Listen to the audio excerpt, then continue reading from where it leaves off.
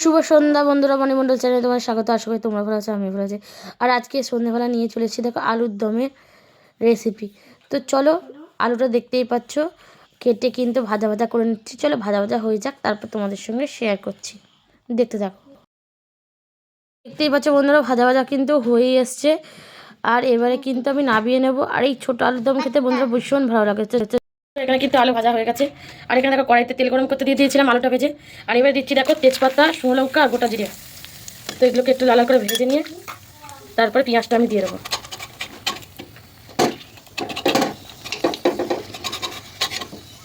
তো চলো পেঁয়াজটা দিয়ে দিই বন্ধুরা।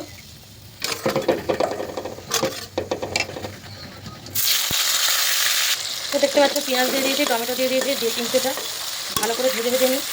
তারপর বন্ধুরা আদা রসুন বাটা দিই।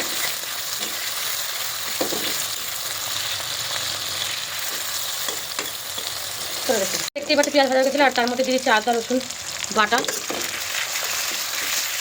দিয়ে এটাকে কিন্তু ভেজে ভেজে নেবো। আর দিয়ে দেবো পরিমাণ মতন, স্বাদ অনুযায়ী মতন চিনি।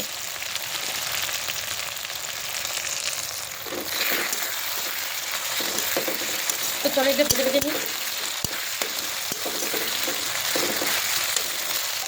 তো এবারে দিয়ে দেবো দেখো মটরশুঁটি আর গোটা গোটা পেঁয়াজ। দেখতেই পাচ্ছ গোটা পেঁয়াজ আর মটরশুঁটি দিয়ে এখন দিয়ে দিলাম।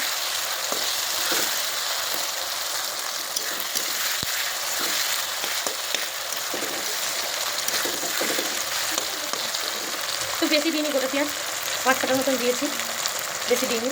এটা ভাজা হয়ে যাক, তারপর মশলাটা যখন তোমার সঙ্গে শেয়ার করবো। তো এবারে বন্ধুরা দিয়ে দেবো মশলা। প্রথমেই দিয়ে দেবো লঙ্কার গুঁড়ো,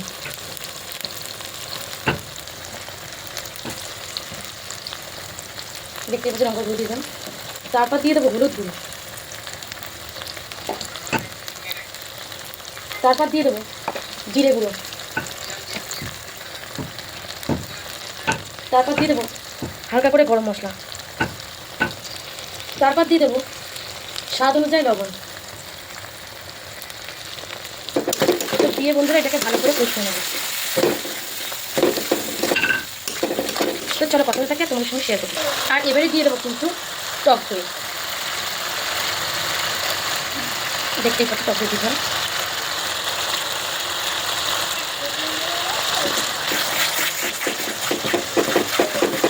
দিয়ে ভালো করে এটা কষিয়ে নেবো। তো চলো দেখতে পাচ্ছি।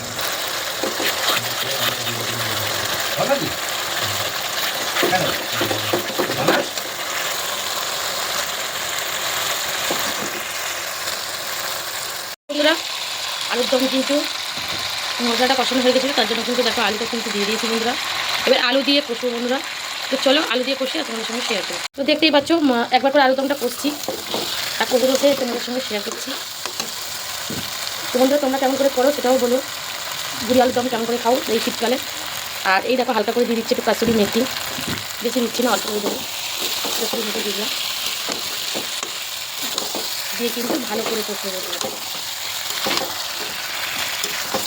তো চলো দেখতেই পাচ্ছ বন্ধুরা একেবারে লাল লাল করে ভীষণ সুন্দর লাগছে, দেখতে পাচ্ছ বন্ধুরা।